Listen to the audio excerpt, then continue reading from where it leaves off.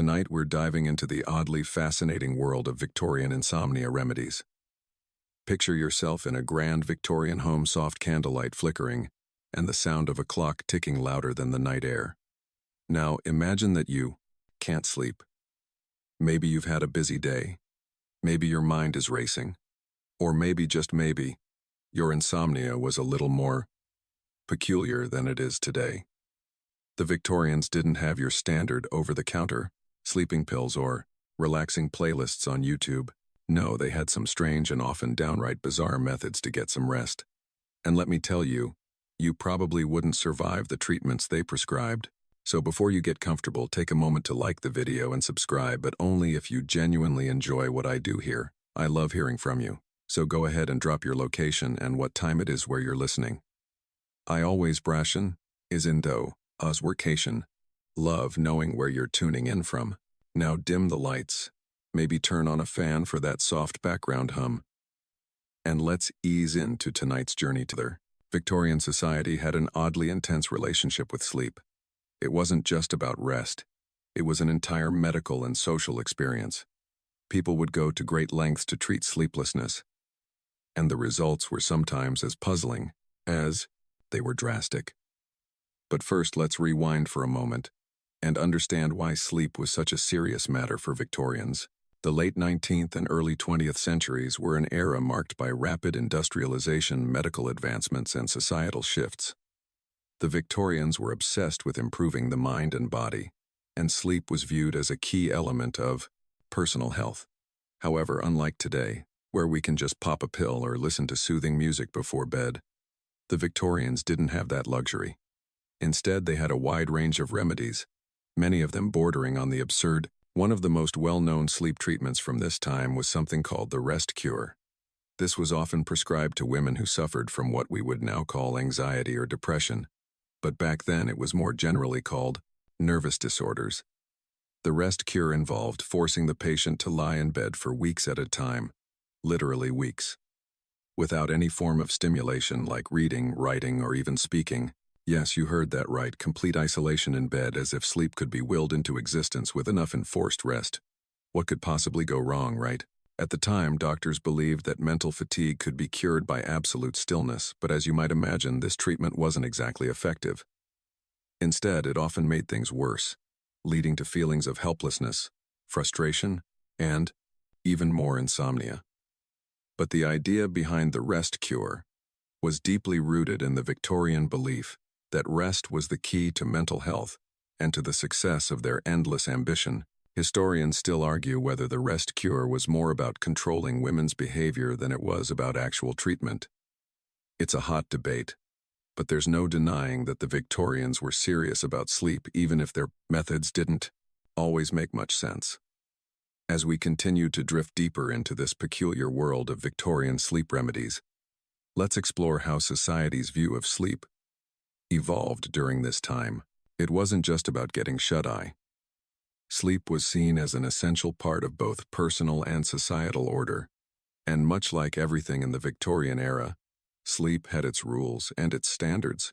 In fact, sleep wasn't just a personal matter, it was a social and medical phenomenon that needed to be examined and controlled.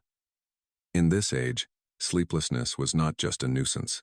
It was considered a sign of personal failure, or even worse, a failure of society to provide adequate rest. So insomnia wasn't just an inconvenience. It was something to be cured at all costs. But how? Well, the solutions were as varied as they were strange. First up, let's talk about something that would have looked right at home in a steampunk novel: sedatives. Yes, the Victorians turned to substances to help ease their troubled sleep. But here's the kicker. They didn't just use what we think of today as sleep aids. They had their hands on some serious stuff, like opium, alcohol, and even cocaine. You heard me right, cocaine. It was the era of miracle cures, and cocaine was often touted as the ultimate fix for all sorts of ailments, including insomnia. In fact, one of the most famous remedies of the time was a product called coca wine, beverage made with wine and coca leaves. Yes, that's where the cocaine came in. The drink was marketed as a cure-all for everything from fatigue to depression, and of course, insomnia. Imagine that, a glass of wine that could knock you out cold, but also keep you energized. It sounds too good to be true. And well, it was. But while we tend to think of Victorian doctors as being a bit, shall we say, misguided, their reliance on opiates and alcohol wasn't without reason. At the time, these substances were seen as effective painkillers, and they were widely used in all sorts of treatments, not just for sleep. Historians still argue whether this overuse of sedatives led to a higher tolerance for drugs in the Victorian population. But one thing is certain: many people found temporary relief in these substances. The idea of medicating sleep issues wasn't just confined to the rich and famous either. The working class often turned to home remedies involving alcohol, opium, and even morphine, which were available over the counter, without a doctor classed it to Vodazaikan prescription. It's hard to imagine now. But back then, these substances were as common as aspirin or cold medicine. Now let's take a detour from all this pharmacological history and focus on something that might seem a little more comforting: the use of electricity. Yes, electricity. But no, it wasn't the light bulb that they were obsessing over. It was the notion that electrical currents could somehow help the body relax. In the late 1800s, the idea that electricity had healing properties started gaining traction. Doctors and inventors alike were convinced that electrical currents could treat various conditions, including sleep disorders. One particularly strange invention was the electrical sleep machine. These devices, often looking like something out of a mad scientist's laboratory, would apply low electrical currents to a patient's body in an attempt to stimulate the nervous system and promote relaxation. It sounds more like a modern-day torture device than something meant to help with sleep, but that's where Victorian medical innovation was at the time. It's easy to laugh at these methods today, but they were a sign of how desperately people in the Victorian era sought relief from insomnia. Some people believed that the electrical currents could somehow trigger the body's natural rhythms and lead to a peaceful sleep. Did it work? Well, that's debatable. But it's a fascinating glimpse into how the Victorians were willing to try anything, no matter how bizarre, in order to solve the mystery of sleep. Historians still argue about the effectiveness of these devices. And it's clear that the electrical sleep machine wasn't as universally embraced as other treatments. But it's a quirky chapter in the history of sleep medicine, showing just how seriously the Victorians took their quest for a good night's sleep. Let's shift gears a little and take a closer look at something that might sound a bit more down to earth: the Victorian fascination with napping. It's true, the Victorians didn't just believe in a solid night's sleep, they also wholeheartedly endorsed the art of the afternoon nap. Imagine it now after a long day of sitting in stuffy parlors or attending tedious business meetings. You're offered a luxurious, guilt-free snooze. Sounds dreamy, doesn't it? But why exactly was napping so cherished? Well, let's dive into the psychology of it all. For the Victorians, napping wasn't just about taking a break from the hustle and bustle. It was a key part of their philosophy about balance and health. They believed that a short restorative nap in the afternoon could refresh both the body and mind, and that it helped to prevent the exhaustion and burnout that was common in such a rapidly advancing society. Think of it as a precursor to modern power naps that we all hear about today. But as with everything Victorian, their approach to napping was quite different from our own. For starters, it wasn't just about lying down for a few minutes and resting your eyes. No. The upper classes of Victorian society treated napping with the same reverence they applied to most aspects of life: rituals, routines, and a specific time and place for everything. In fact, napping wasn't just an act of rest. It was part of a broader regimen of healthful living. One particularly fascinating element of the Victorian napping culture was the siesta, which for the Victorians wasn't just a midday snooze but a full-blown, well-planned-out activity. Think of it as an afternoon retreat, ATA, time to unwind, reflect, and of course nap. To aid this, elaborate Victorian furniture was created with sleep in mind. Special chairs designed for afternoon naps were engineered to help the body relax without fully lying down. No one wanted to look too slovenly after all.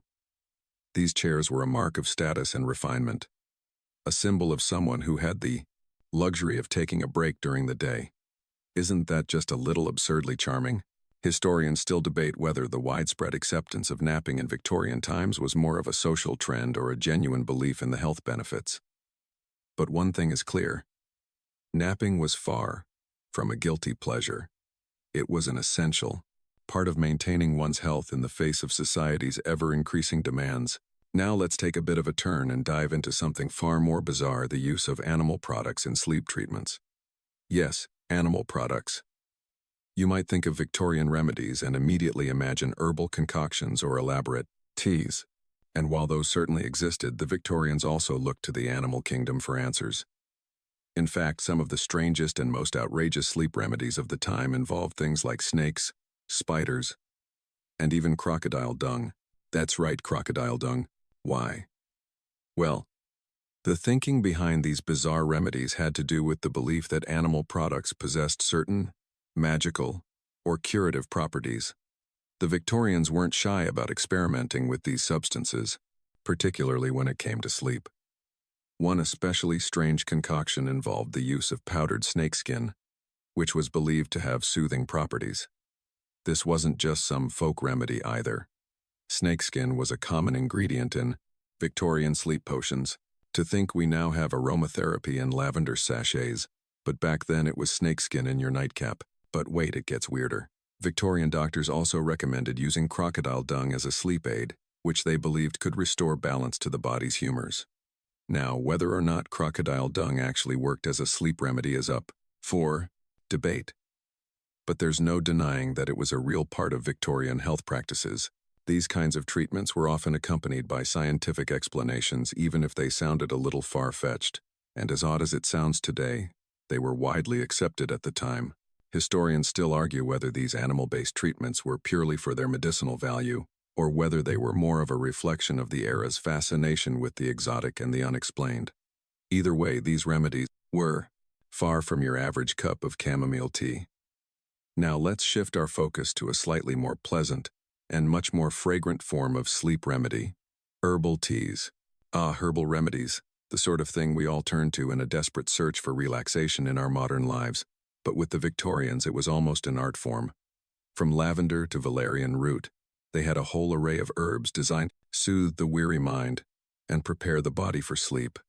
Imagine sipping a warm cup of something soothing, the herbs wafting up with their calming scents as the world outside fades away.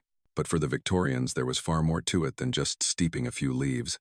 Let's start with lavender, arguably the most beloved of all Victorian sleep aids. Lavender wasn't just a flower you plopped in a vase, it was an integral part of bedtime routines. The Victorians believed that lavender had almost mystical properties capable of calming nerves and inducing deep sleep. The aroma of lavender was thought to purify the air and create a peaceful atmosphere, perfect for drifting off into slumber. But it wasn't just about the scent. Lavender was infused into oils used in pillows and even brewed into tea. Some people went so far as to wear lavender-scented sachets tied around their necks or tucked under their pillows for maximum effect. But lavender wasn't alone in the herbal sleep circle. Another common remedy was valerian root, a plant known for its ability to calm the nervous system. Valerian root was so highly regarded that it became a standard ingredient in Victorian sleep potions. It was believed to be an all-natural sedative, helping people who had trouble falling asleep or staying asleep. While we now know that valerian root has some mild sedative properties, the Victorians treated it like a miracle cure. In fact, if you were feeling particularly desperate for sleep, you could visit a local apothecary and pick up a bottle of valerian-based tinctures, which were often prescribed for insomnia. However, despite the gentle nature of these herbal remedies, there was still a touch of uncertainty in the air. Historians argue whether these herbal treatments were as effective as the Victorians believed, or whether they were simply a placebo for a society desperate for solutions. Even today, valerian root and lavender are still used by some as sleep aids, though modern science has yet to fully prove their efficacy. Nonetheless, there's something undeniably charming about the Victorian love affair with nature's pharmacy. After all, it's not every day you hear someone say, "Just a bit of lavender and valerian, and you'll be off to Prenzen, dreamland in no time." But of course, the Victorians didn't just rely on herbs and teas to solve their sleep problems. They also turned to baths. Yes, baths, but not your average relaxing soak in the tub. Oh no, these were therapeutic baths designed with explicit purpose of soothing the body and mind in preparation for a good night's sleep. And much like everything else in the Victorian era, these baths were anything but ordinary. One of the most popular sleep-inducing bath treatments was the salt bath. Salt, specifically, Epsom salts was believed to have healing properties. When dissolved in warm water, it was thought to help calm the nervous system and relieve muscle tension. Epsom salts were often used in bedtime baths, with the idea being that soaking in the mineral-rich water would induce a deep, restful sleep. And it wasn't just salt baths. The Victorians also enjoyed aromatic herbal baths, in which they'd steep a selection of calming herbs like lavender chamomile or even rose petals. These herbal-infused baths were meant to be a sort of prelude to sleep, relaxing the body before slipping into bed. But as with many Victorian sleep treatments, the bath rituals weren't entirely about comfort. The Victorians took their bathing very seriously, and it wasn't just about relaxation, it was about health. Bathing was seen as a dabak, purification ritual, a way to cleanse both the body and the mind. People believed that the right combination of warm water, salts, and herbs could reset the body's humors and prepare it for rest. Imagine it a lavish bath in a marble tub, the air thick with the scent of rose petals, your muscles unwinding as the warm water envelops you. It's easy to see how this could have been a deeply soothing experience despite how elaborate and time-consuming it might have been. Historians still debate whether the Victorians' obsession with baths and cleanliness was a true remedy for sleep, or if it was just another way to maintain their rigid ideas of health and hygiene. Regardless, it's undeniable that baths were an essential part of their sleep rituals, and the practice continues in some form to this day.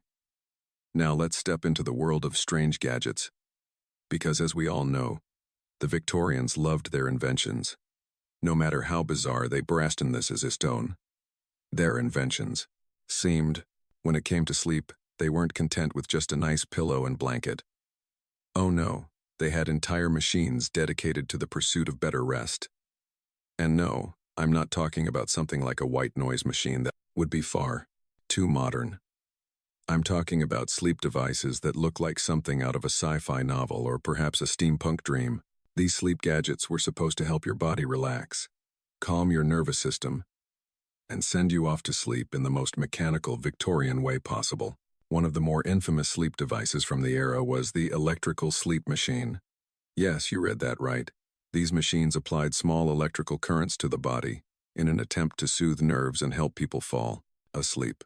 The idea was that electricity could stimulate the nervous system and promote relaxation, kind of like how we might use modern relaxation techniques today. These contraptions were designed to send currents through the body, sometimes even through the head.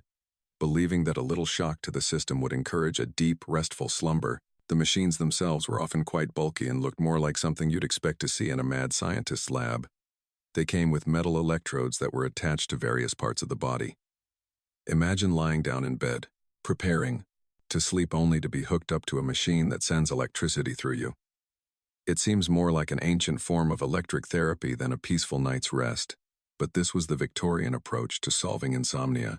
Historians still debate whether these electrical devices were effective in promoting sleep, with some suggesting that the sensation of the electricity was enough to induce relaxation, while others argue that the shock may have kept people more awake than they would have been otherwise. Either way, this was a prime example of the Victorian era's willingness to try anything to cure what was often seen as a personal, failing sleeplessness. If the Victorians couldn't sleep naturally, they were going to make sure they did one way or another. But not all of the sleep gadgets were quite so shocking, pun intended. There were also simpler devices like the sleeping caps worn by the wealthy. These caps were worn at night, presumably to aid in getting a good night's rest. They were canavos, made from soft, light materials like silk or cotton, and often had soothing, calming colors. The idea behind them was that wearing these caps would keep the head cool and relaxed, allowing the brain to rest more easily. Some of the more luxurious caps even came with aromatic sachets sewn into the lining filled with herbs like lavender or chamomile to help the wearer drift off into slumber. These little accessories were a sign of the times. Victorians were not just concerned with sleep, but with doing it in the most refined and fashionable way possible. It wasn't just about getting enough rest. It was about the ritual of sleep, about indulging in a process that was meant to be as restful as it was stylish. Interestingly, these sleeping caps also point to the growing divide between the rich and the poor during the Victorian period. While the wealthy could afford these luxury items, the lower classes were often left to make do with more rudimentary and far less stylish sleep aids. So while the upper classes were enjoying lavender-filled sleep caps, others were relying on whatever crude remedies they could afford. And let's not forget the workers who often had no time for sleep at all, working long hours in factories that left them physically exhausted, only to return home to homes that weren't exactly conducive to restful sleep. Historians still argue whether these kinds of sleep aids were purely about fashion or whether they actually served a therapeutic purpose. But one thing is certain: the Victorians certainly had a complex relationship with sleep, from the sleep luxurious to the downright strange. Now let's step away from the electrifying gadgets and get into something a bit more soothing: lavender. Yes, lavender. A simple yet incredibly important part of the Victorian sleep routine. While the electric sleep machines and elaborate sleeping caps may sound a little jarring, lavender was a beloved natural remedy that many Victorians swore by for its calming, sleep-inducing properties. Lavender wasn't just a pleasant scent. It was the cornerstone of relaxation and sleep in the Victorian household. Lavender was everywhere in the Victorian era, especially in the homes of those who could afford a more luxurious lifestyle. For starters, it wasn't just used in sachets tucked under pillows. Lavender was infused into everything from bath oils to body creams, from perfumes to simple bedtime teas. Imagine taking a warm, calming bath scented with lavender before slipping into your sheets, the air around you thick with its floral fragrance. As you settle in for the night, it's easy to see why so many people turn to lavender as their nightly remedy for sleep. But why lavender specifically? The Victorians believed that lavender had magical properties capable of calming nerves, easing stress, and inducing a deep, restful sleep. In fact, lavender was so highly regarded that it became an essential ingredient in many sleep tonics and remedies. The flowers were often dried and used to create soothing teas which were consumed before bed to relax both the body and the mind. There were even lavender-infused sleep pillows that promised to help insomniacs drift off into dreamland with ease. While we now know that the calming effects of lavender are in fact scientifically backed, the Victorians had a rather romanticized view of the herb. They didn't just think it was a nice way to scent the air, they believed it had therapeutic properties that could heal the mind, body, and spirit. Whether or not lavender really had the miraculous effects they claimed is up for debate. But it's hard to deny that it was a comforting part of their nighttime rituals. Historians still debate whether lavender's popularity was a product of placebo effects, cultural trends, or genuine therapeutic value. But regardless of its actual effectiveness, it's clear that lavender became a quintessential symbol of Victorian relaxation, and in a time when the pressure to perform and succeed was immense, this simple flower offered a small, fragrant reprieve. Now, as we're still on the topic of relaxation, let's talk about something a little more hands-on: the art of sleep posture. Ah, yes, posture. The Victorians took this to an entirely new level, especially when it came to the way that they believed people should sleep. You see, they didn't just think about the quality of sleep. They also thought about the how of it. They believed that the way you slept had a direct impact on your health, your mind, and of course, your sleep itself. One of the most popular sleep postures during the Victorian era was the reclining position. This wasn't just about lying down on your back with your head on a pillow. Oh no. The Victorians went a step further by reclining at an uprighter angle, often with an additional pillow beneath their legs to improve circulation. This specific angle, they believed, allowed the body to rest in the most harmonious position for both mind and body. Some medical experts even went so far as to suggest that sleeping at a specific angle could prevent nightmares, while others claimed it promoted better digestion. In addition to the reclining position, many people in the Victorian upper class also enjoyed sleeping in more elaborate beds. Think canopied four-poster beds with thick curtains, creating a serene, almost mystical atmosphere. The idea was to create an environment of total peace and calm, an atmosphere in which sleep could be effortlessly achieved. Of course, not everyone had access to such luxurious accommodations, but the upper classes believed that a carefully curated sleep environment was essential for good health and well-being. Historians still argue about whether the importance placed on sleep posture in Victorian times was based on medical knowledge, or whether it was simply another manifestation of their obsession with proper conduct and etiquette. Either way, it's clear that the Victorians took their sleep seriously, and they believed that every little detail could contribute to a better night's rest. As we continue to explore the strange and varied ways the Victorians dealt with their sleepless nights, let's take a moment to talk about something that might seem a bit out of place: punishments. Yes, you heard that right, punishments. But not the kind we think of today.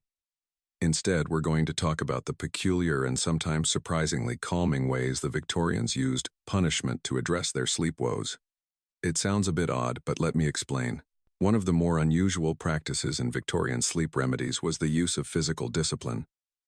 While this wasn't directly related to sleep itself, it's fascinating to see how it intertwined with the idea of rest and relaxation. During this period, there was a belief that some people's inability to sleep was tied to poor behavior or laziness, and they were subjected to punishment or corrective measures in the hope that it would set them straight.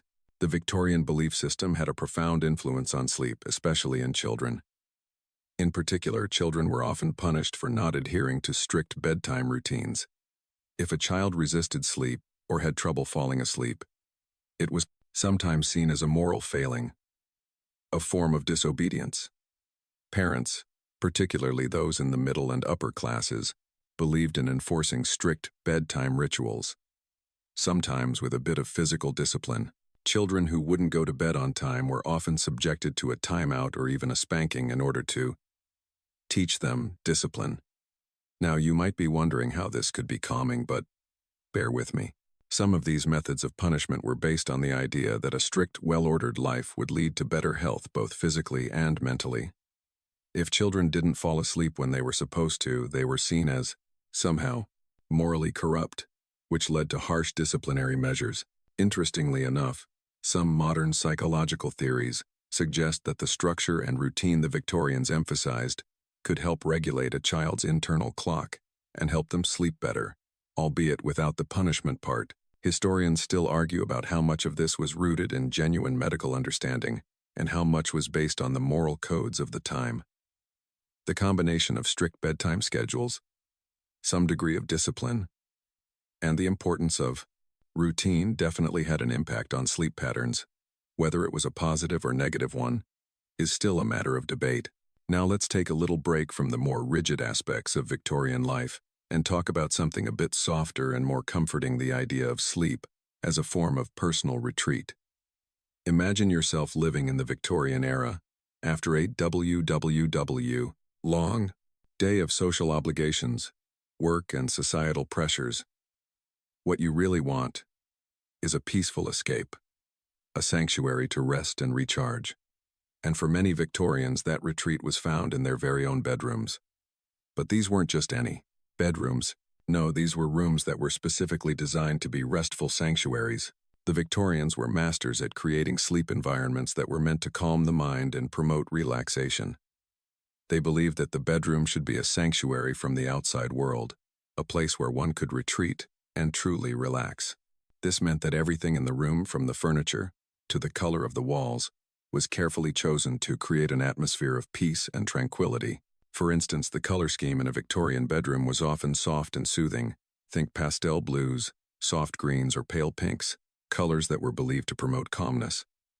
The bed itself was an elaborate affair, often draped with luxurious linens and surrounded by thick curtains that helped block out the outside world.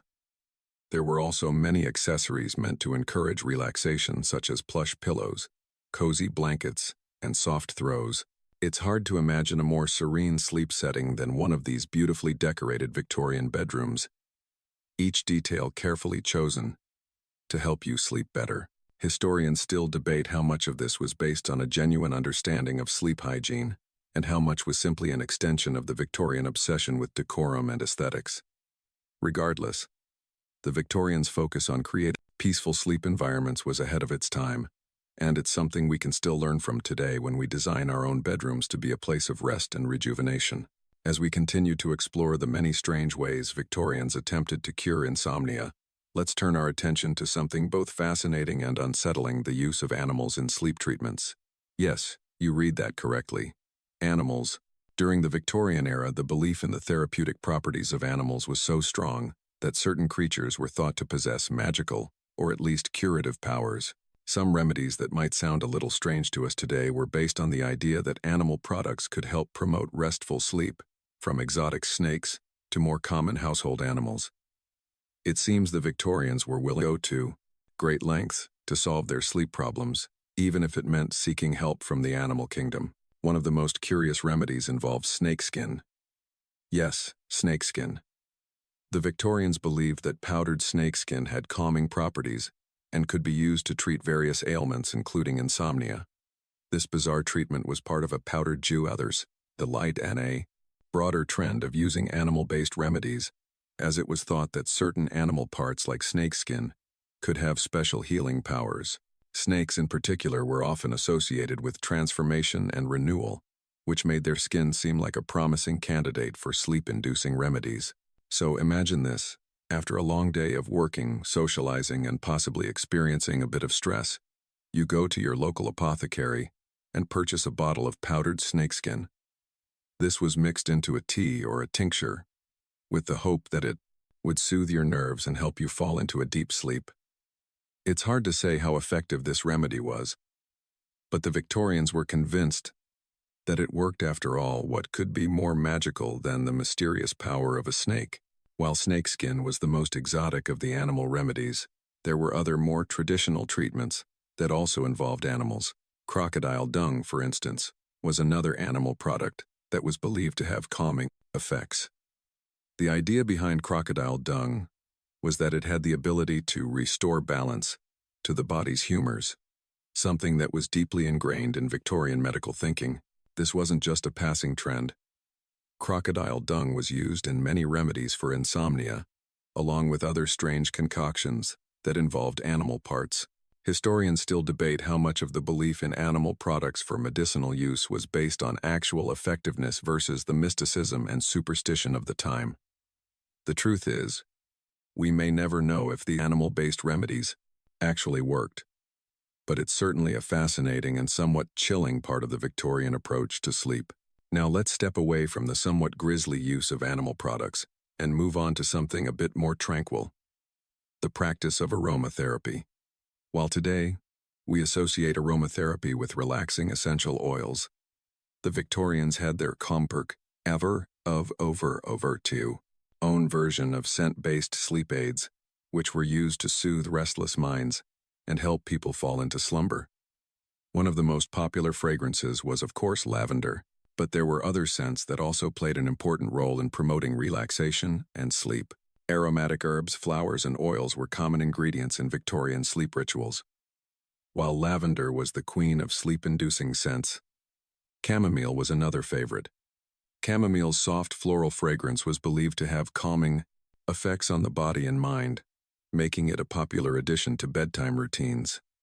Victorian households often had sachets filled with dried chamomile flowers, placed under pillows, or hung in closets to infuse the air with its soothing aroma.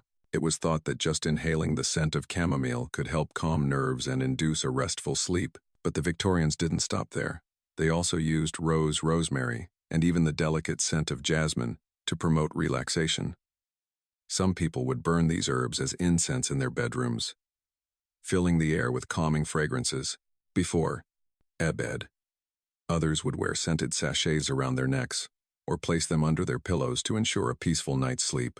It was believed that these calming scents had the power to reset the mind, preparing it for the rest it so desperately needed.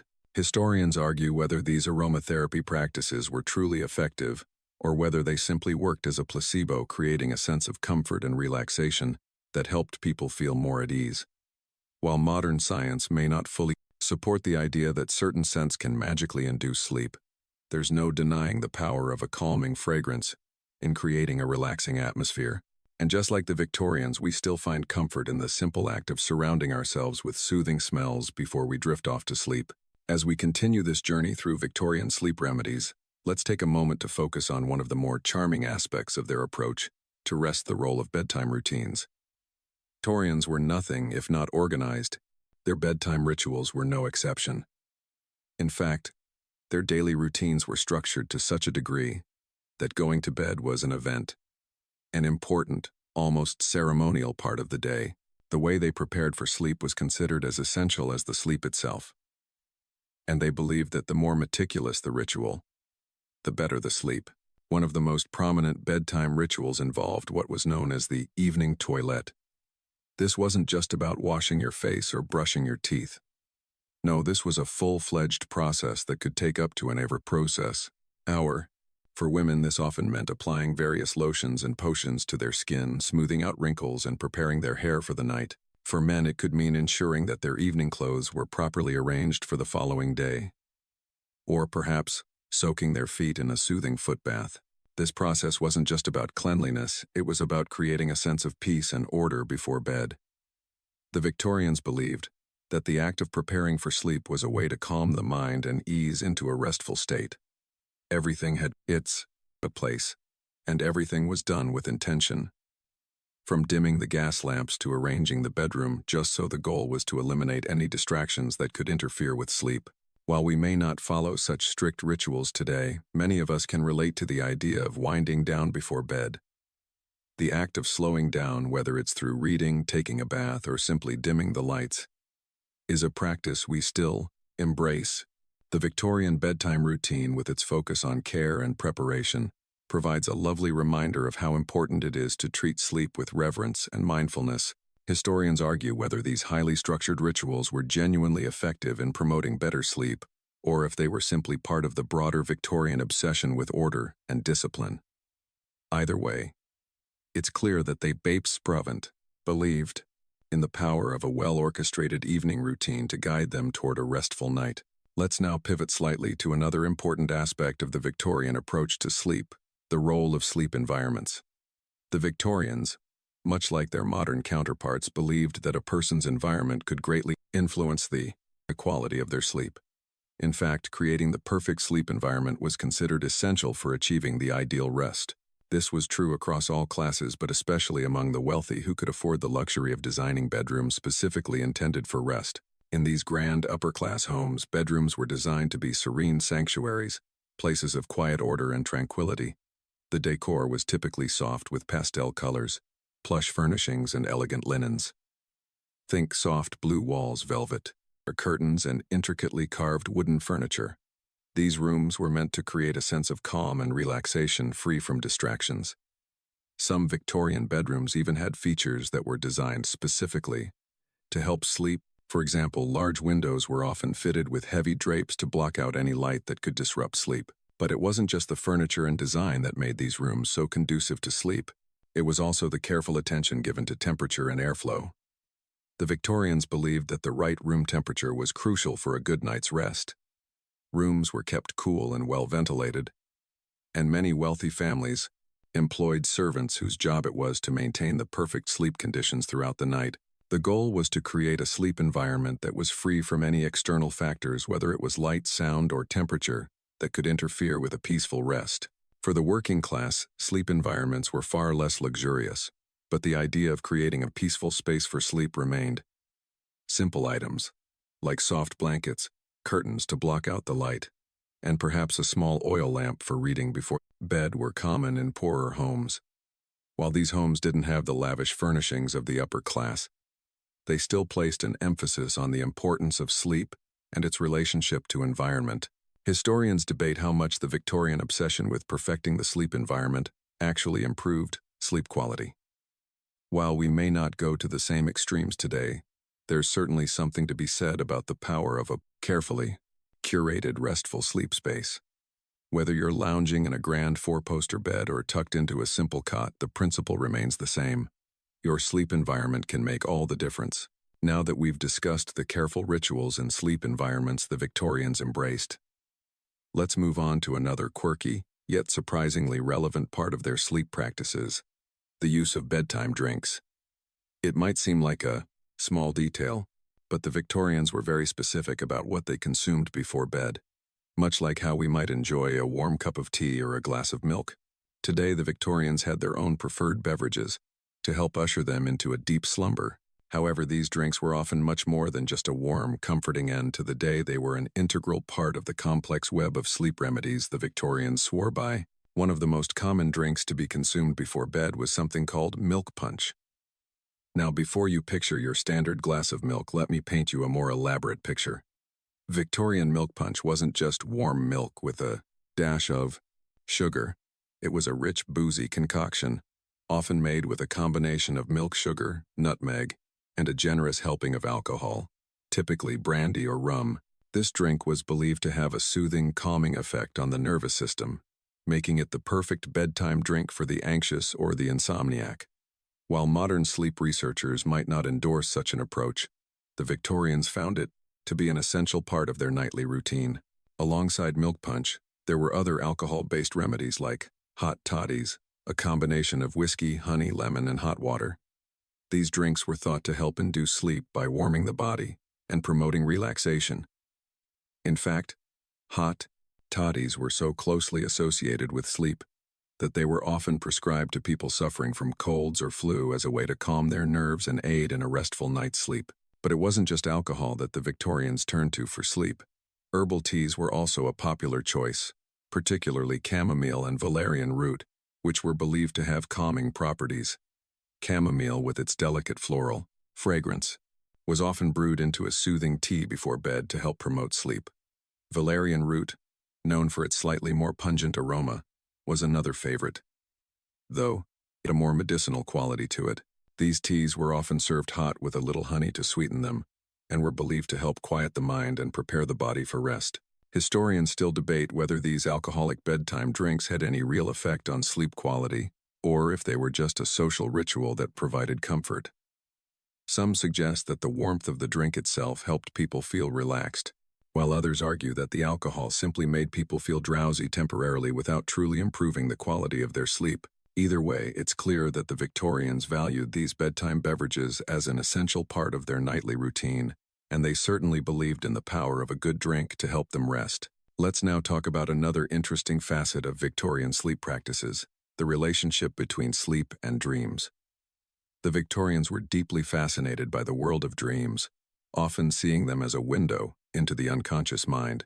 While this might sound familiar to us today, back then the interpretation of dreams was still relatively new, and the Victorians were among the first to systematically explore the meaning of their nighttime visions. One popular Victorian practice was the use of dream books. These books were essentially guides that provided interpretations for various dream symbols. If you dreamt of flying, it might mean you were yearning for freedom.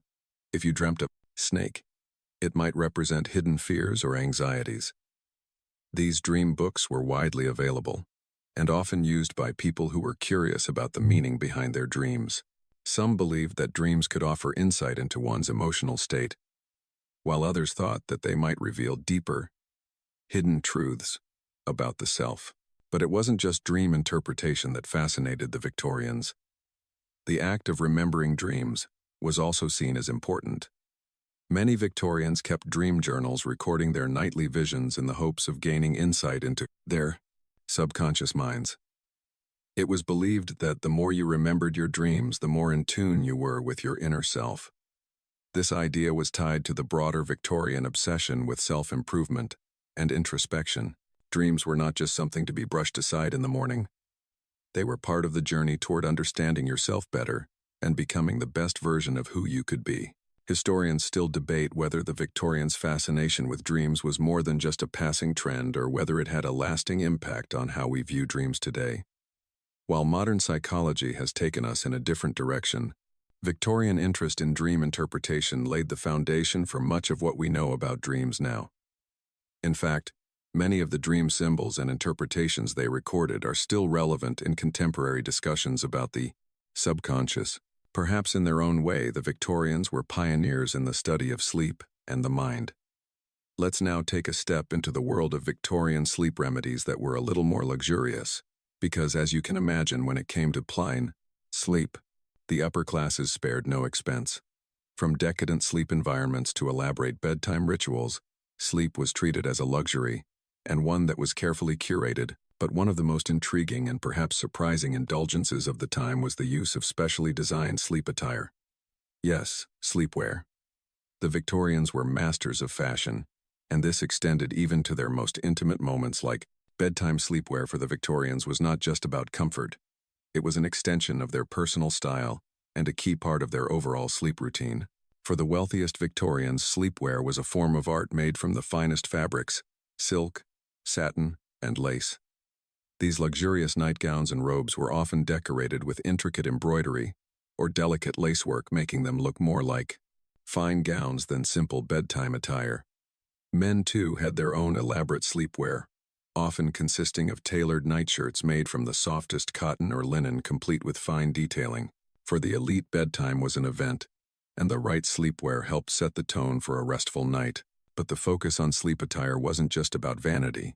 It was believed that the right clothing could actually contribute to better sleep. Much like today's cozy pajamas, the Victorians thought that soft, breathable fabrics helped promote relaxation and comfort.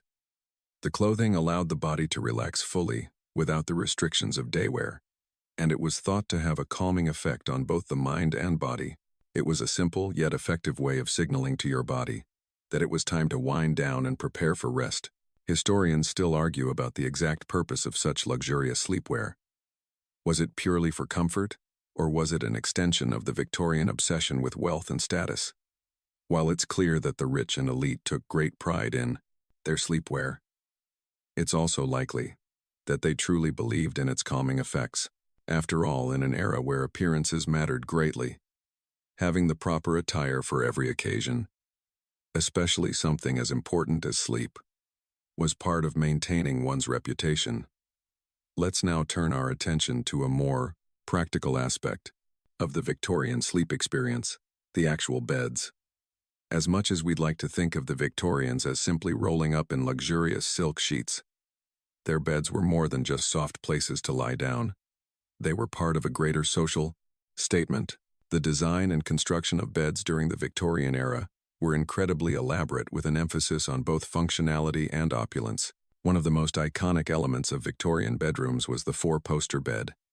These beds were large, imposing structures with 4 tall posts at each corner, often draped with heavy curtains or tapestries. The idea behind these beds was to create a sense of privacy and comfort, shielding the sleeper from drafts and the outside world.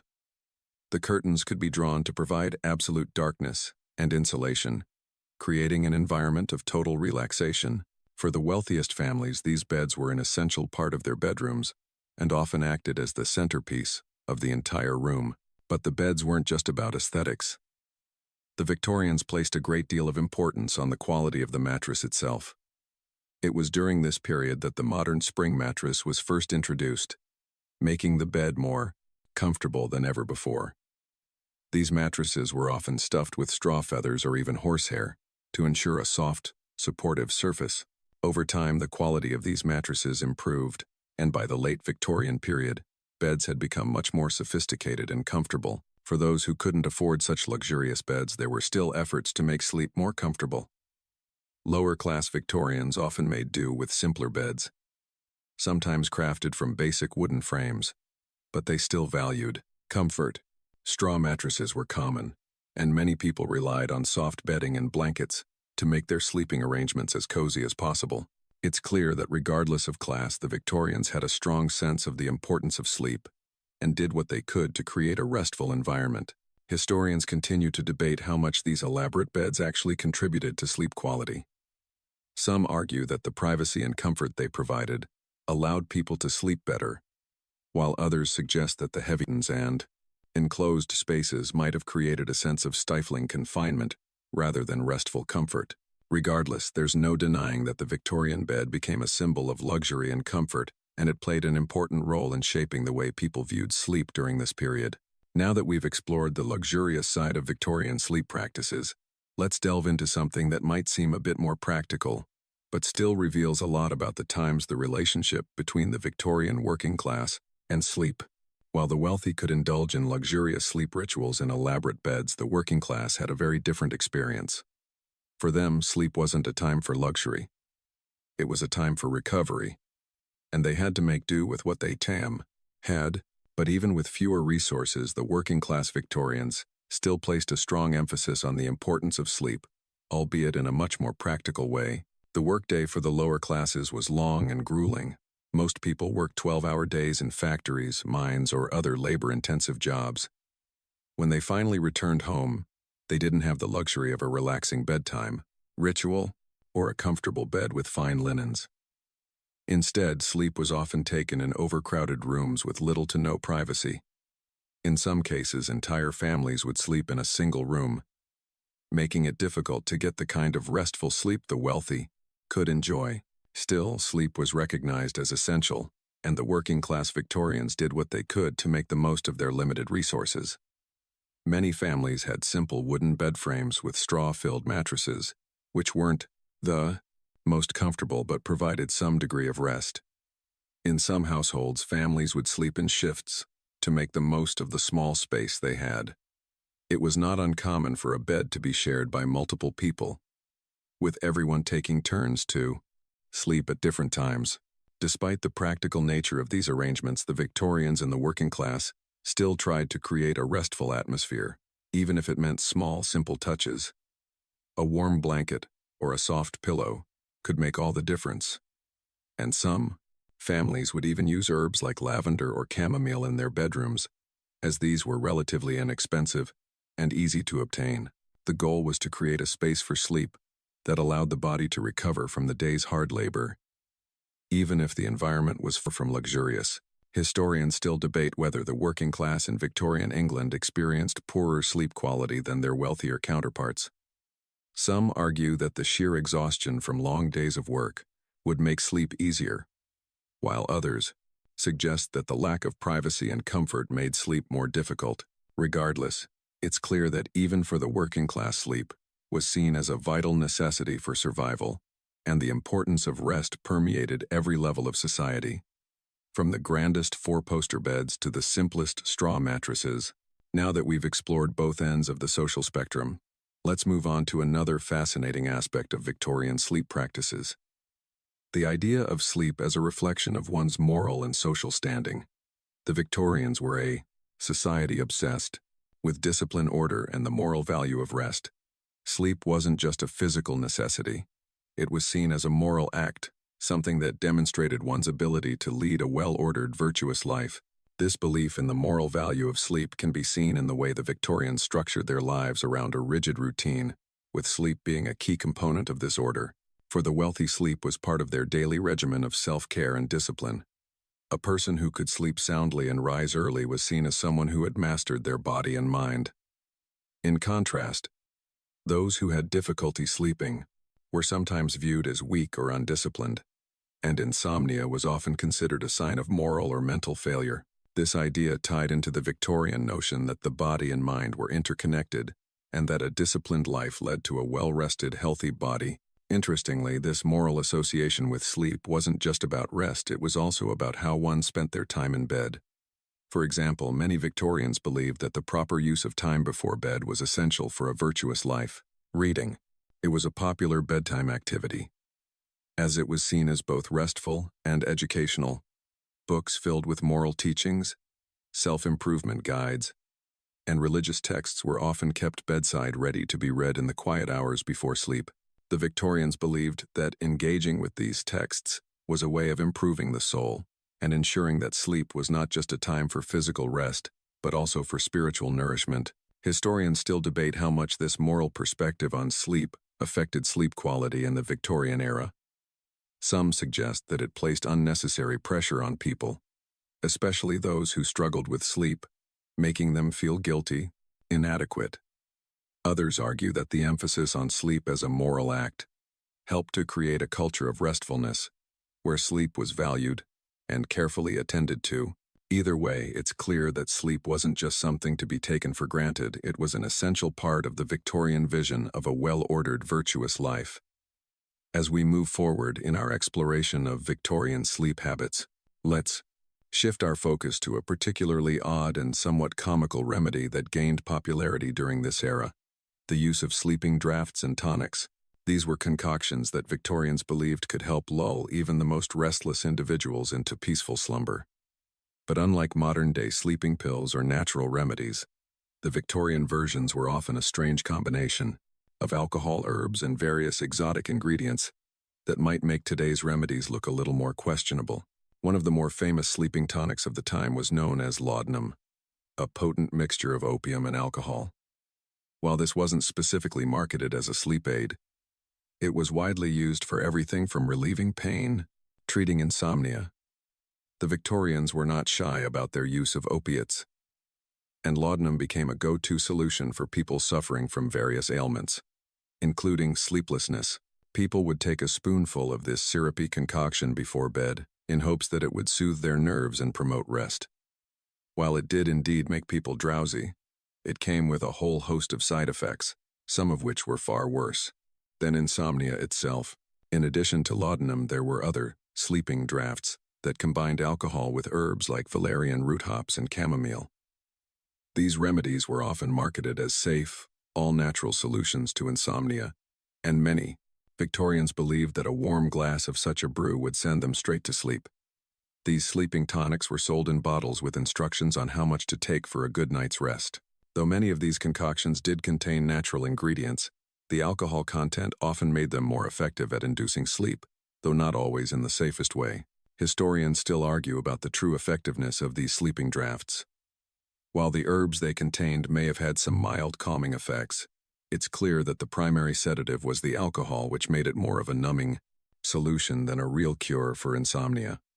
Some argue that the widespread use of opiates like laudanum in the Victorian era contributed to the rise of addiction, and that the quest for sleep was sometimes undermined by the very remedies that promised relief. Let's now talk about something a little less intoxicating but just as fascinating: the concept of sleep tracking. In the modern era, we have gadgets like Fitbit or smartwatches to help us monitor our sleep patterns, but the Victorians didn't have the luxury of technology. Instead, they relied on a more hands-on approach to track their sleep, using journals and other written records to keep track of their rest.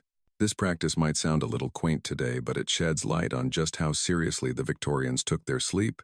Many Victorians, particularly those in the upper classes, kept meticulous records of their daily routines, including how much sleep they were getting. This was often part of a larger obsession with self-improvement, which was at the heart of Victorian culture. They believed that by tracking their sleep, they could better understand their body's needs and create a routine that would maximize their health and productivity. It wasn't just about the quantity of sleep, it was also about quality. People recorded not only the time they went to bed and woke up, but also how they felt upon waking and any dreams they might have had. Some individuals even went so far as to have their sleep patterns analyzed by medical professionals who would provide advice on how to improve rest. This obsession with sleep tracking may seem a little excessive to us today, but it highlights how integral sleep was to the Victorian worldview.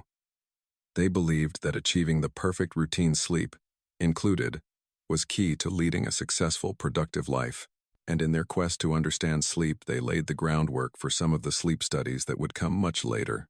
Historians still debate how accurate these early records were in predicting or improving sleep quality. But what's clear is that sleep wasn't just a passive activity for the Victorians, it was an active pursuit.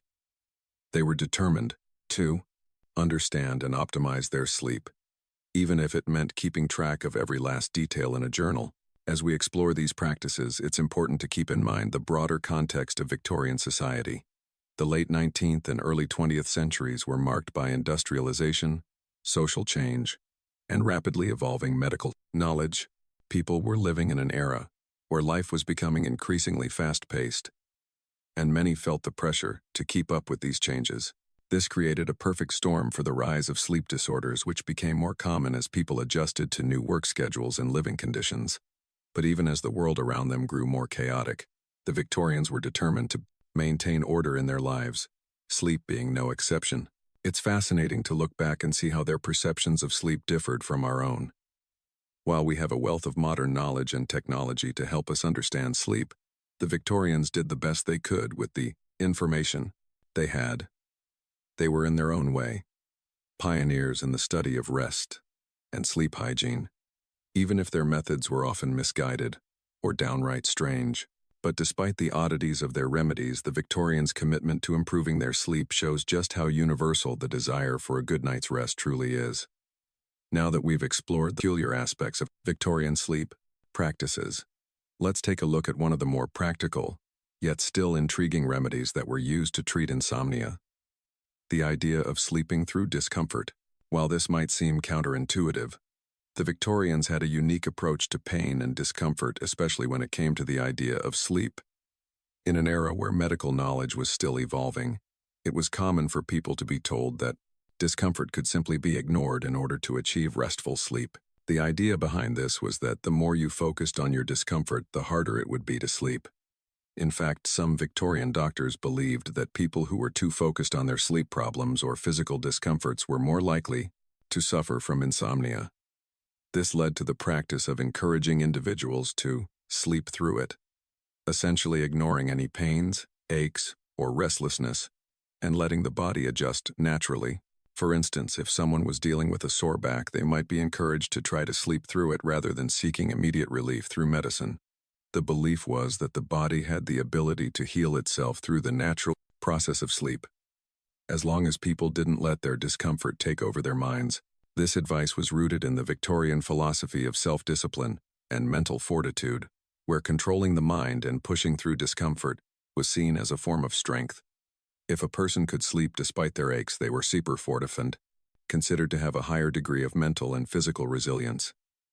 It might sound a bit harsh, but this mindset was common in a society that prided itself on moral strength and personal endurance. Historians still argue whether this approach was truly beneficial or if it caused more harm than good. On the one hand, focusing less on discomfort could help some individuals relax and fall asleep. On the other hand, ignoring physical discomfort might have exacerbated the problem for others, especially in cases of serious illness or pain. Either way, it's a fascinating glimpse into the Victorian approach to sleep and the ways they tried to harness their mental and physical power to promote better rest. Moving on, let's explore another interesting aspect of Victorian sleep practices: the importance of sleep timing. The Victorians were very particular about the timing of sleep. Unlike today, where we often have erratic sleep schedules due to modern work demands, the Victorians believed in the value of a fixed sleep schedule. It was considered essential for maintaining both physical and mental health. And this idea was particularly prevalent among the upper classes. The Victorians typically adhered to a schedule that involved an early bedtime and an early rise. In fact, it was common for people to go to bed around 9:00 or 10:00 p.m. and rise at dawn, often as early as 5:00 a.m. This clues, early to bed, early to rise mentality was deeply ingrained in Victorian society and was seen as a way of maintaining order and discipline in one's life. Early risers were considered more industrious and virtuous, able to make the most of their day by getting up with the sun. For the Victorians, sleep was not just a break from work, it was a key part of their daily routine, integral to their ability to function productively and morally. While this fixed schedule was mostly adhered to by the upper classes, it was also influenced by the working class, who often worked long hours but still attempted to maintain some form of structure in their sleep habits. The Industrial Revolution, with its rise in factory work and the introduction of shift work, made this strict sleep schedule more difficult for some. However, many still valued the idea of waking up early to get a head start on the day, often believing that sleep at the right times would lead to better health, energy, and overall productivity. Historians still debate whether this strict sleep schedule actually contributed to better sleep quality.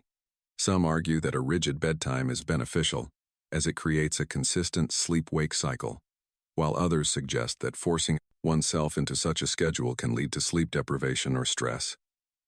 Regardless of the modern debate, it's clear that the Victorians placed a great deal of importance on the timing of sleep, seeing it as a key component of their daily preservation, routine, and overall well-being. As we continue through the labyrinth of Victorian sleep practices, we can see that their obsession with sleep wasn't just about finding rest. It was about creating a framework for a well-ordered life. The Victorians believed that sleep, like every other aspect of their lives, should be approached with methodical discipline and self-awareness. Whether it was through elaborate sleep rituals, carefully designed sleep environments, or the use of herbal remedies and strange concoctions, they were determined to find the perfect formula for a restful night. While we might look back at some of their remedies and smile at how far we've come in understanding sleep science, the Victorians were pioneers in their own right. They were among the first to truly study and appreciate the value of sleep as a cornerstone of health and well-being. And even if their methods were sometimes misguided or downright odd, their commitment to understanding and improving sleep still offers valuable insights for us today. In our modern world where sleep is often treated as an afterthought or neglected in favor of productivity, perhaps we could stand to learn a little from the Victorians. Their focus on the importance of rest, the ritualistic approach to sleep, and the way they integrated sleep into the fabric of their daily lives offer a blueprint for how we might approach our own nightly routines. As we continue our deep dive into the quirks of Victorian sleep practices, let's take a look at something that might sound strange today: the concept of sleep cures in the Victorian era.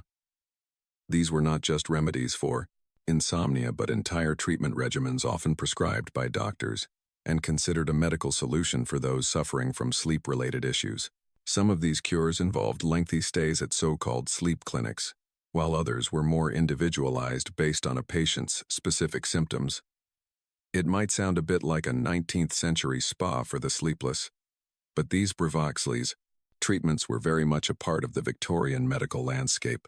One of the most famous treatments was known as the sleeping cure, which was an intense, sometimes drastic form of therapy aimed at curing both insomnia and nervous disorders. Patients would be advised to stay in a quiet, controlled environment, often a secluded country retreat, where they were expected to sleep for long periods each day.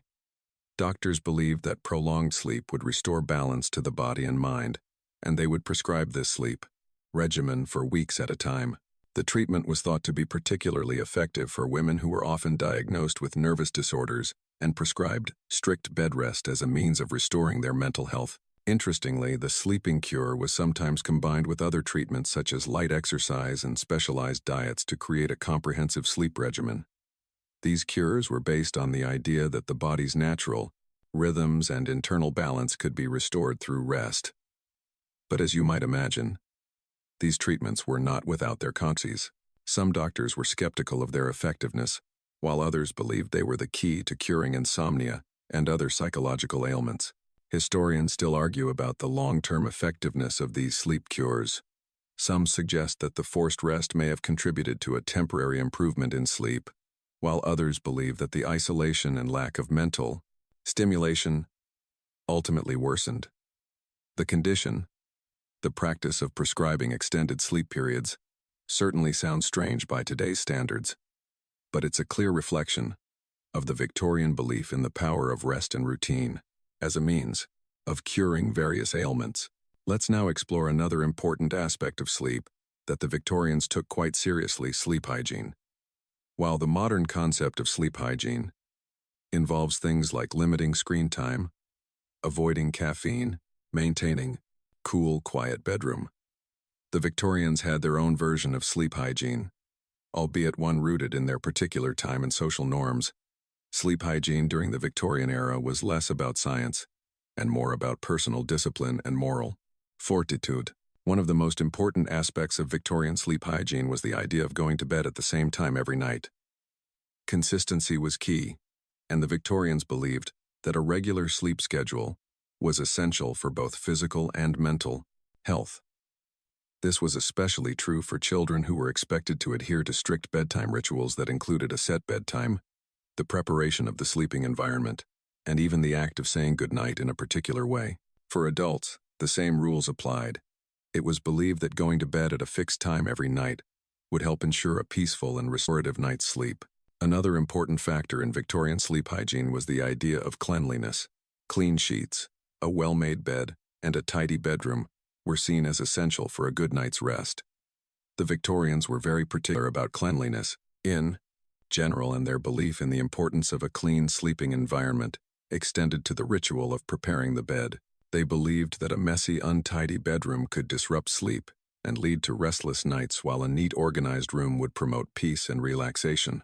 In fact, sleep hygiene was so important to the Victorians that many people had a nightly routine that involved carefully cleaning their bedroom before bed. This might include tidying up the room, making sure the windows were closed, and ensuring that the bed was perfectly arranged. For the wealthy, this process was part of a more elaborate ritual that involved a team of servants to assist with the upkeep of the sleeping area. However, even the working class placed a significant emphasis on cleanliness, as they understood that a clean bed and bedroom were vital for rest and rejuvenation. Historians often debate how much of this focus on sleep hygiene was rooted in genuine understanding or simply a reflection of the moral and social pressures of the time. But regardless of the motivations, it's clear that the Victorians took sleep hygiene seriously, and their efforts to create a clean, disciplined environment for sleep are not so different from the recommendations we follow today. As we approach the end of this journey into the curious world of Victorian sleep practices, we can't ignore one final aspect of sleep during this period: the influence of Victorian medicine. The Victorians were pioneers in many sleep disorders, were instrumental in advancing the field of sleep medicine. One of the most significant contributions of Victorian medicine to the field of sleep was the idea of sleep as a scientific and medical issue. While earlier generations may have regarded sleep as something that simply happened, Victorians began to see it as a complex physiological process that could be studied, understood, and treated. Doctors and scientists of the time made early efforts to classify different types of sleep disorders, from insomnia to narcolepsy, and they began to develop theories about what caused these conditions and how they could be treated. Despite the odd remedies and sometimes misguided treatments, the Victorians' desire to understand sleep from a medical perspective was an important step toward modern sleep science. They believed that sleep was an essential part of human health, and they made significant strides in trying to find ways to improve it. Today, we have a far more nuanced understanding of sleep, thanks to the groundwork laid by the Victorians and other early sleep researchers. Historians still debate how much of the Victorian approach to sleep was rooted in genuine scientific curiosity versus cultural beliefs of the time. But one thing is certain: the Victorian era played a significant role in shaping our modern understanding of sleep and its importance to health and well-being. As we continue exploring the world of Victorian sleep practices, let's now take a moment to dive into an area of Victorian life that intersects directly with sleep: the influence of the Industrial Revolution. The changes brought on by industrialization and urbanization during this time profoundly affected people's daily lives, and sleep was no exception. As factories and mechanized labor became the norm, the demands of the working world began to take a significant toll on people's ability to sleep.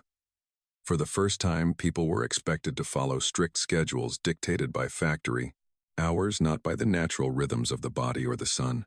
For the working class, the advent of factory work introduced a new level of sleep disruption.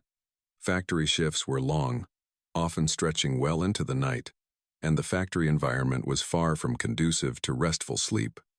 Workers lived in cramped, noisy conditions in rapidly growing cities, where pollution and overcrowding were common.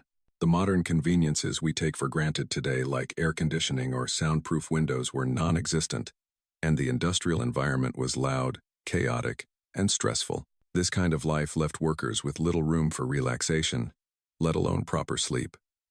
For many, sleep became a precious commodity fought for during short windows of time between work shifts. In contrast, the wealthy, who didn't have to labor in factories, were able to enjoy the luxury of structured sleep routines.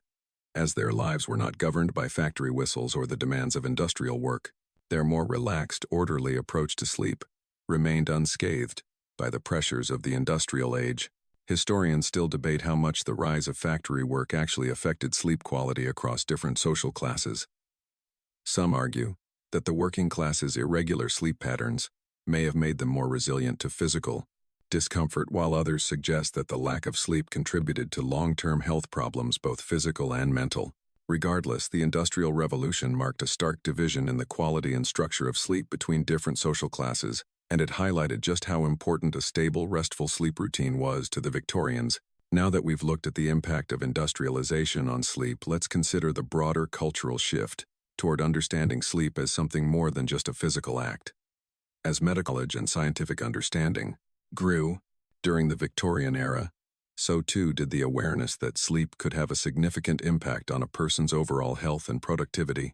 The Victorians were pioneers in many ways, and they began to understand that good sleep wasn't just a matter of comfort. It was vital to leading a long, healthy, and productive life. The Victorians' fascination with sleep extended beyond mere remedies and treatments. They also saw it as a matter of social status. Sleep was intertwined with notions of discipline, industriousness, and moral behavior.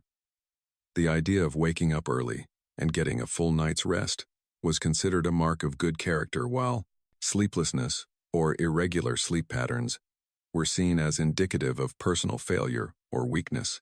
The upper classes in particular valued their ability to maintain a strict sleep schedule, believing that their discipline would result in better health and more success in both personal and professional pursuits. But this cultural attitude didn't just apply to the rich, it also permeated the working class despite the many challenges they faced in maintaining healthy sleep patterns. The idea of working hard during the day and resting fully at night was central to the Victorian moral framework. Even if the workers were deprived of proper rest due to their grueling labor conditions, the ideal of restorative sleep remained firmly embedded in the social consciousness. Historians still debate whether the Victorian obsession with sleep was rooted more in moral ideals or medical necessity. Some believe it was a way of reinforcing the social hierarchy, with sleep becoming a symbol of status and discipline. Others suggest that the focus on sleep was genuinely driven by a growing recognition of its importance for physical and mental health. Whatever the true reason, the Victorian approach to sleep demonstrated just how deeply sleep was intertwined with the values and norms of the time. As we continue to peel back the layers of the Victorian sleep experience, let's now consider the more mystical, superstitious side of their beliefs about sleep. As scientific understanding was still in its infancy during the Victorian period, many people turned to folklore and superstition to explain the mysteries of sleep. The Victorians, much like many other cultures before them, believed that sleep had a spiritual or supernatural element to it. Sleep was often seen as a time when the soul could wander, and the dreams and visions that accompanied sleep were considered to be messages from another realm. For example, it was not uncommon for Victorians to consult dream books to interpret the visions they had during the night. These books were filled with symbolic meanings for common dreams, and many believed that these dreams were portents of future events or signs of their innermost desires. Dreams of flying might be interpreted as a desire for freedom, while dreams of death could be seen as a sign of transformation or the need to change one's life. These interpretations were deeply embedded in the Victorian psyche, and it was believed that understanding one's dreams could provide valuable insights into both their mental state and their future. There were also certain superstitions associated with sleep itself. For example, it was believed that if you slept with your feet facing the door, you were inviting death into your life. Some people also believed that placing a mirror under the bed could cause nightmares or disrupt sleep. These superstitions, while no longer widely held, show just how mysterious and even fearful sleep could be in the Victorian era. It wasn't just a biological process, it was a time of spiritual vulnerability, when the mind and soul were believed to be at their most exposed. Historians still debate how much of this spiritual and mystical belief in sleep was a result of the Victorian obsession with order and control, or whether it was a deeper reflection of societal anxiety. While we may laugh at some of these beliefs today, they offer a fascinating window into the way the Victorians viewed sleep, not just as a physical necessity, but as a profound and sometimes mysterious part of life. As we continue to uncover the many layers of Victorian sleep practices, it's important to consider how sleep was viewed in relation to mental health. During the Victorian era, mental health was still a deeply misunderstood and often stigmatized topic. The concept of psychological disorders was in its infancy, and many people who suffered from conditions like depression or anxiety were often dismissed as simply being nervous or overly sensitive. In fact, many of these individuals were prescribed bed rest, including the infamous rest cure, in an attempt to treat their conditions through enforced sleep. The rest cure was a treatment famously prescribed to women who were thought to suffer from nervous disorders or hysteria, which at the time included a range of symptoms like fatigue, irritability, and insomnia. The idea behind the treatment was that prolonged rest, along with isolation from family and friends, would help restore balance to the nervous system. Women were often confined to their beds for weeks at a time, unable to engage in any stimulating activity, including reading, writing, or even speaking. The doctors believed that such complete rest would allow the body and mind to heal from the body and of stresses of daily life. While the rest cure was widely accepted at the time, it has since become a controversial and heavily criticized practice. Many historians and psychologists argue that it was more harmful than helpful, particularly for women who were already struggling with social constraints and limited agency. The enforced isolation and inactivity were seen as a way to suppress rather than treat the underlying causes of mental distress. Yet despite its shortcomings, the rest cure was emblematic of the Victorian approach to sleep and mental health. Rest and sleep were seen as the ultimate remedy for all that ailed the mind, even if they didn't address the root causes of suffering.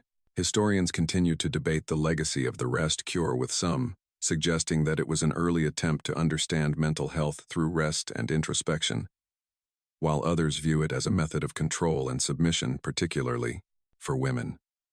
Regardless, it's clear that sleep was often regarded as the first and foremost solution to psychological distress during the Victorian era. Moving on from mental health, let's talk about a fascinating and somewhat whimsical Victorian belief: the idea that sleep could be influenced by the phases of the moon. Yes, the Victorians believed that the moon had a direct impact on sleep quality, and many would go to great lengths to ensure they were sleeping in harmony with lunar cycles. This belief was rooted in ancient superstitions, but during the Victorian era, it gained a resurgence in popular culture. The idea was that sleep was not only influenced by the amount of light in a room or the time of day, but also by the phases of the moon. For example, it was thought that sleeping during a full moon could lead to restlessness, nightmares, or disturbed sleep, while sleeping during a new moon could result in peaceful, undisturbed rest. This belief was tied to the long-standing association between the moon and various aspects of human life, including emotions, fertility, and even mental health. As a result, many Victorians paid close attention to the moon's phases and adjusted their sleep schedules accordingly.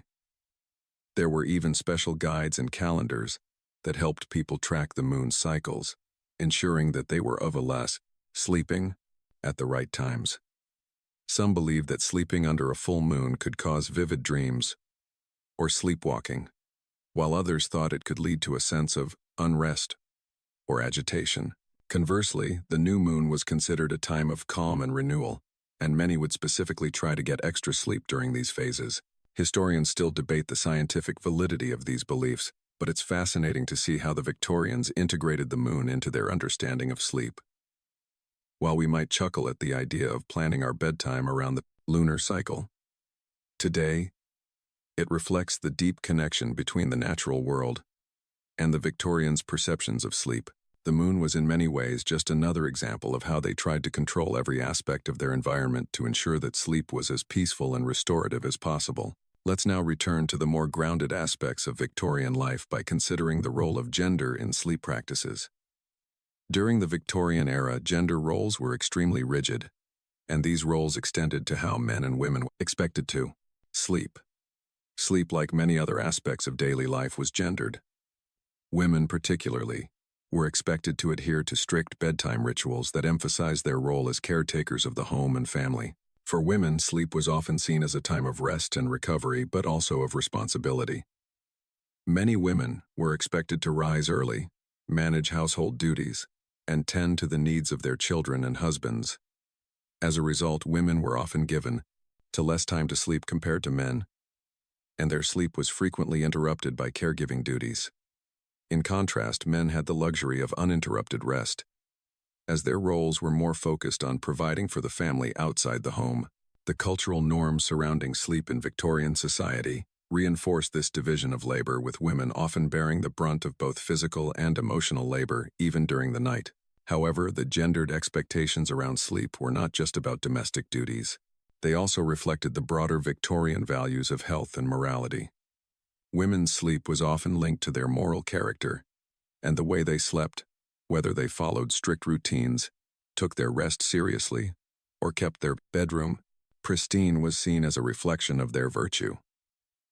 In contrast, men were expected to sleep soundly, without the same level of scrutiny.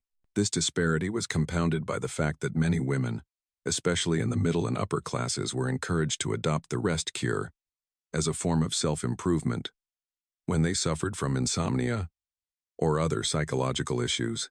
Historians argue that these gendered expectations about sleep were deeply tied to the Victorian ideal of femininity, which placed an emphasis on domesticity, submission, and nurturing women's sleep patterns, and the ways in which they were expected to maintain them were a direct extension of their role in society. The scrutiny surrounding women's sleep habits highlights the broader social pressures of the time where sleep was not just a physical need but a moral one. As we move further through the labyrinth of Victorian sleep practices, let's take a moment to consider the link between sleep and social class. The divide between the wealthy and the working class in Victorian England was not just about wealth. It was about every aspect of life, including how one slept. The rich, of course, enjoyed the luxury of well-designed sleep environments, abundant rest, and relaxation. In contrast, the working class often had to make do with cramped quarters and disrupted sleep patterns. It wasn't just the quality of the bed that differed. It was the entire approach to sleep, the luxury of time, and the amount of care devoted to creating the ideal sleep environment. For the wealthy, sleep was often seen as a time to rejuvenate the body and mind to prepare for the demands of the next day's work, be it social obligations, business dealings, or managing estates. They could afford to sleep in luxurious, four-poster beds draped with fine linens surrounded by an environment designed for relaxation. The bedroom was a sanctuary complete with thick curtains to block out any light, rich tapestries for comfort and beauty, and perhaps a soft fire crackling in the hearth. It was a space where one could retreat from the world, a personal haven. For rest, the wealthy could afford to take time out of their busy schedules to nap during the day as well, further emphasizing the luxury of sleep in their lives. For the working class, however, the situation was drastically different. Many workers lived in overcrowded homes or apartment buildings with poor ventilation, little privacy, and very few comforts. Sleep for them was often less about restoration and more about sheer necessity. After long hours in factories, mines, or other grueling work, they had to make the most of whatever time they had to rest, often in spaces that were shared with family members. For these individuals, sleep was not an indulgence or a luxury. It was a brief respite from the exhaustion of the day. And yet, despite the hardships, even the working-class Victorians understood the importance of rest, and they would do what they could to create the most restful environment possible given their circumstances. Historians still argue whether the sleep habits of the working class contributed to poorer health, or if the sheer exhaustion of their labor allowed them to sleep more deeply and effectively. While some argue that the lack of a peaceful sleep environment contributed to chronic exhaustion and health problems, others suggest that physical exhaustion may have led to a deeper, more restorative sleep, albeit a brief one. In any case, the disparity between the sleep environments of the rich and poor is a telling reflection of Victorian society's class divisions and the way those divisions extended into even the most basic human needs like sleep. Now let's move on to something a little more whimsical and mysterious: Victorian sleep and the supernatural. As we've discussed before, the Victorians had a complex relationship with sleep, and part of this was tied to their fascination with the supernatural. The era was filled with a deep interest in ghosts, spirits, and the afterlife, and sleep, especially dreams, was often seen as a gateway to the spirit world. Victorian literature is filled with references to dreams as messages from beyond the grave, and many people believed that sleep was the time when souls could leave their bodies and travel to other realms. It wasn't uncommon for Victorians to see dreams as more than just random firing of the subconscious mind. They were believed to be messages from the dead, signs of things to come, or omens of impending events. In some cases, Victorians even turned to sleep seances, where they would try to communicate with spirits while in a state of sleep or semi-consciousness. These seances would often take place at night, with the lights dimmed, and participants encouraged to fall into a relaxed, sleepy state, in the hopes of contacting spirits. It was thought that during sleep, the soul could more easily detach from the body, making it more receptive to spiritual encounters. In other instances, people would try to induce prophetic dreams by taking specific herbs or tonics before bed. These dream remedies were designed to help people dream of future events, or even receive advice from loved ones who had passed away. Whether or not these dreams had any true supernatural origin, it's clear that the Victorians took the connection between sleep and the spirit world very seriously, and they actively sought ways to unlock the mysteries of sleep through these spiritual practices.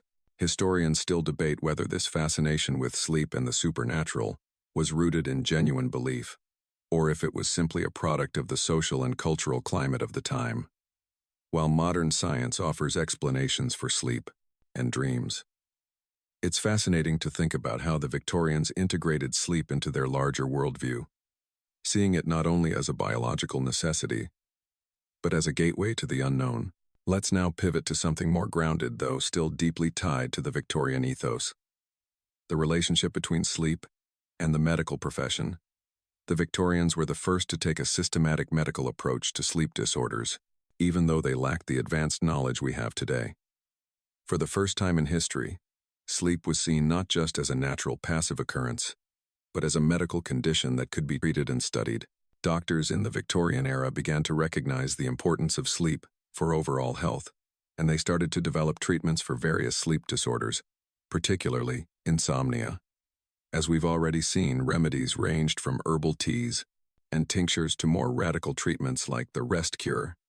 But it wasn't just about the treatments themselves. It was about the growing recognition of sleep as an essential aspect of human health that deserved attention and study. One of the more notable medical figures during this time was Sir Thomas Sydenham, a prominent physician who wrote extensively about sleep and its effects on health. He believed that sleep was a critical component of the body's ability to heal itself, and he was one of the first to promote the idea that sleep could be disturbed by mental and emotional issues, not just physical illness. His work laid the groundwork for later studies on sleep and its relationship to both physical and mental health. Historians still debate how much the Victorian medical profession truly understood about the biological processes behind sleep. While they certainly recognized its importance, they were still limited by the medical knowledge of the time. Yet, the Victorians' growing interest in the science of sleep helped to shape the modern field of sleep medicine, even if their methods were sometimes misguided or based on superstition. As we continue to delve deeper into the fascinating realm of Victorian sleep practices, let's now take a closer look at the somewhat peculiar and often strange methods used to combat nightmares. Nightmares, or what the Victorians sometimes referred to as night terrors, were a well-recognized issue in the Victorian world, but the treatments for them ranged from the bizarre to the comforting. For the Victorians, sleep was not just about rest. It was a time when the mind could wander into strange, sometimes terrifying places, and when the mind took that turn into the darker recesses of the subconscious, there were methods to try to cure those unsettling dreams. One particularly fascinating, though unsettling, remedy involved the use of dream catchers and other talismans that were thought to prevent nightmares. While the practice of using dream catchers is most commonly associated with Native American cultures, the Victorians adopted similar superstitions. They believed that placing certain objects under the bed or hanging them near the head would ward off evil spirits and prevent disturbing dreams.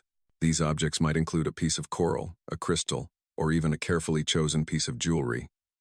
The idea was that the object would act as a barrier protecting the sleeper from malicious forces that might otherwise enter their mind while they slept. In addition to these protective talismans, some Victorians believed that certain curative prayers or incantations could be recited before bed to ensure a peaceful night's rest. These prayers, which were often part of the religious culture of the time, were said to invoke divine protection and cast away any troubling spirits that might haunt the sleeper during the night. Whether these practices were more about creating a sense of security or whether they actually prevented nightmares is up for debate. But it's clear that the Victorians saw sleep and dreams as a space that could be actively influenced by external forces, both spiritual and physical. Historians continue to debate the true significance of these superstitions. While some view them as purely cultural artifacts of a superstitious time, others argue that these practices played an important role in how the Victorians dealt with their emotional and psychological fears. Whether they were effective in the medical sense is a different story, but there's no doubt that they offered a sense of comfort to those struggling with the fear of nightmares. For many Victorians, just knowing that there was a remedy, no matter how strange, helped to mitigate their anxieties about what might unfold in their sleep. Now, let's pivot to something a little more grounded but still an essential part of the Victorian sleep experience: the importance of sleep in the workplace. The rise of industrialization during the Victorian era not only changed the way people lived, but also the way they worked and slept. The long, grueling hours spent in factories, mills, and other industrial settings were taking a toll on workers' sleep schedules. As the world moved to a more mechanized pace, it became increasingly difficult for workers to maintain healthy sleep habits. The rigid work schedules were a sharp contrast to the more flexible sleep routines that had existed before the close at Industrial Revolution. Many factory workers had to adjust to grueling shifts, often working well into the night or waking up before dawn. This shift work drastically altered their natural sleep patterns. As a result, sleep deprivation became a common issue. For the working-class sleep became a rare commodity, a precious and fleeting moment snatched between shifts. Unlike the upper classes who had the luxury of a consistent, predictable sleep schedule, the working class often had to make do with whatever rest they could get when they could get it. Interestingly, some progressive thinkers of the time tried to improve sleep conditions for factory workers, recognizing that a well-rested workforce was more productive and less prone to accidents. Some factory owners began to take measures to improve working conditions, including better ventilation, lighter work hours, and even designated rest periods during the workday.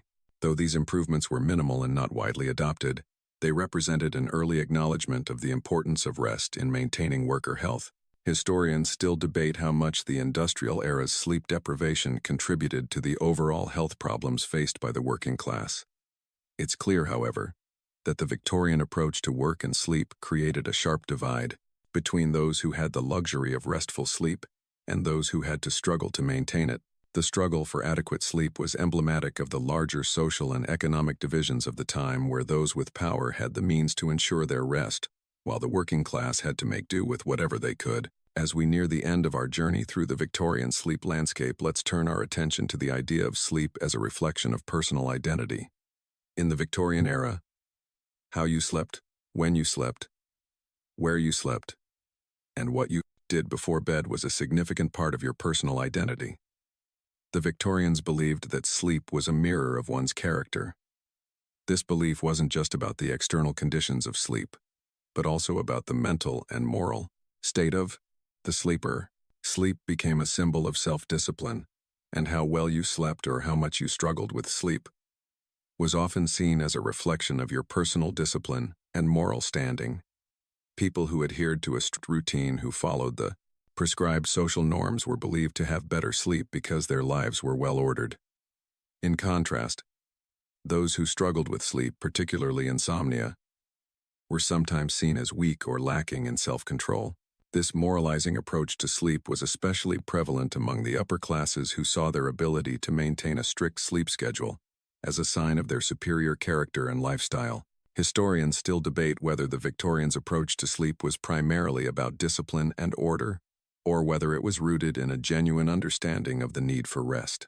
While it's clear that sleep was central to Victorian notions of health and well-being, it's also evident that the era's obsession with sleep was deeply connected to their broader values of control, productivity, and morality. As we finally reach the conclusion of our exploration of Victorian sleep practices, let's take a moment to reflect on how these historical approaches to sleep health and well-being shaped modern understandings of rest. While many of the remedies and ideas we've covered may seem outdated or even absurd by today's standards, the Victorian era was foundational in many ways when it came to how we view sleep today. Many of the fundamental concepts about the importance of sleep, the need for regular routines, and the idea that sleep affects our health were first recognized and systematically explored by the Victorians. One of the most notable contributions the Victorians made to modern sleep practices was the idea that sleep is a critical component of mental and physical health. While their methods were often misguided, they were among the first to systematically recognize the importance of sleep as part of a larger framework of health. They believed that good sleep was essential, not just for physical rest, but for overall productivity, mental clarity, and emotional stability. This foundational belief laid the groundwork for modern sleep science, which today looks at sleep not just as a biological necessity but as a cornerstone of overall well-being. Additionally, the Victorians' obsession with sleep hygiene, the importance of maintaining a consistent sleep schedule, creating a calming environment, and preparing the mind for rest, has a clear connection to today's sleep recommendations. We are now aware that factors like light noise and temperature play significant roles in sleep quality, and that a good sleep routine can improve both the quantity and quality of sleep. In many ways, the Victorian approach to sleep was ahead of its time, and while their methods might seem a little quaint, they were the first to treat sleep as an integral part of health. But perhaps most importantly, the Victorians' relationship with sleep shows us just how deeply sleep is tied to social and cultural values. Whether it was the rigid adherence to bedtime routines or the medicalization of sleep problems, sleep was more than just rest. It was a reflection of personal character and social status. The Victorians believed that how well you slept, and whether you slept at all, was a reflection of your moral fiber. It's a fascinating commentary on the intersection between health, social norms, and personal identity. Of course, we know today that sleep is not about morality or social status, but about biology. Yet the idea that sleep is an essential part of health is something that the Victorians, for all their quirks, got right. The modern world continues to grapple with sleep issues in the context of increasingly busy lives, stress, and technology. And as we face the challenges of our own sleep-deprived society, perhaps we can look back at the Victorians not with judgment but with appreciation for their role in shaping our understanding of the importance of rest. As we close this exploration of the Victorian era's relationship with sleep, it's clear that their understanding of sleep was not just about how to rest, but about how to lead a life in balance. Sleep was not seen as an afterthought, but as an essential part of a well-lived life. And as we find ourselves in the modern world, perhaps it's time to take a page from their book, remembering that in our quest for productivity and success, we must never forget the importance of a peaceful night's sleep. Now, as we slowly wind down, consider your own sleep patterns. Perhaps the next time you slip into bed, you'll remember the careful rituals, the mysterious remedies, and the earnest dedication to rest that defined the Victorians' approach to sleep. And with that thought in mind, let your mind drift peacefully towards sleep, knowing that this universal need for rest has been a part of the human experience for centuries.